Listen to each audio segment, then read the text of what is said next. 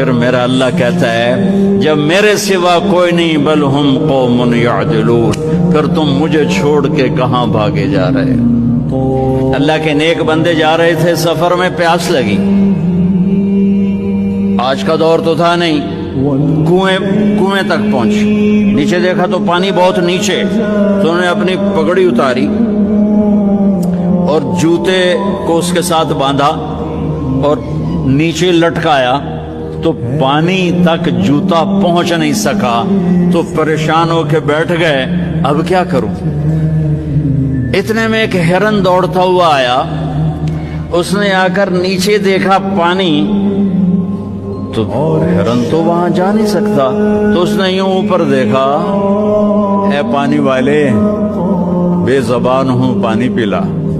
تو پانی ابلتا ہوا اوپر اٹھا اور منڈیر کے آ کے برابر لگ گیا۔ ہرن نے پانی پیا، ہرن کی طفیل اس انسان نے پیا،